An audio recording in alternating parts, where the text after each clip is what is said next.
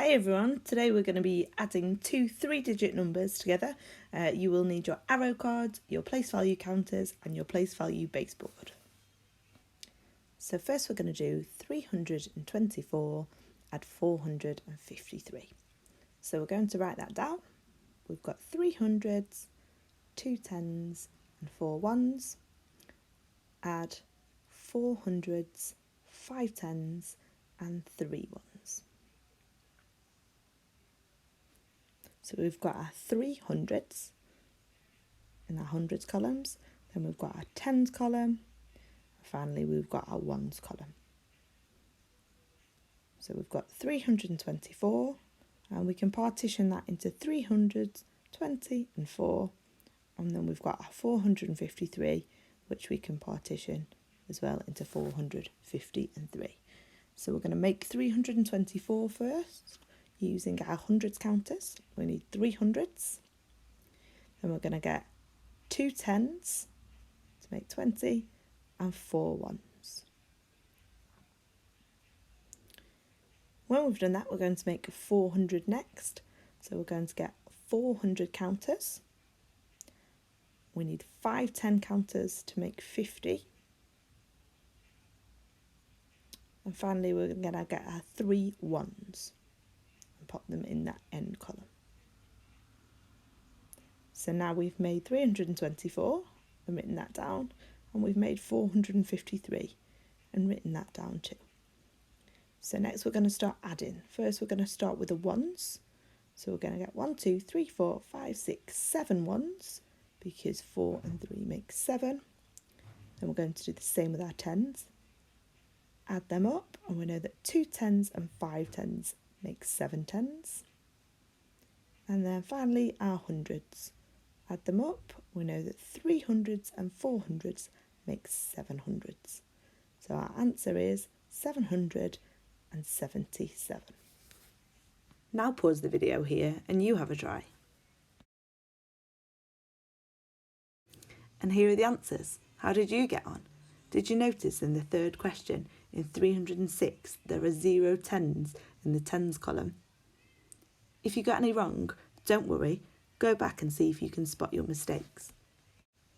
Now we're going to see what happens if when you add the digits together they total more than 10. Now we're going to be adding 364 and 527. So we're going to write that down. We've got 3 hundreds, 6 tens and 4 ones, and 5 hundreds, 2 tens and 7 ones. It's really important that you line the digits up in the right columns. So we've got our ones, our tens and our hundreds. So the first thing we're going to do is we're going to partition the number 364 into 300, 60 and 4.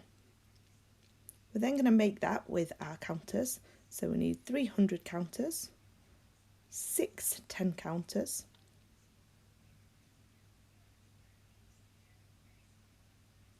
and 4 ones.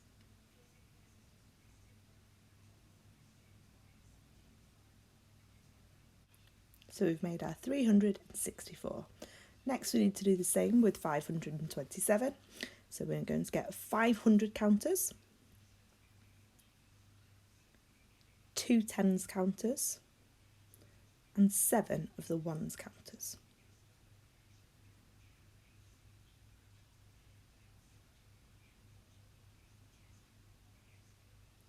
So now we're going to find out how many altogether. We're going to start with the ones.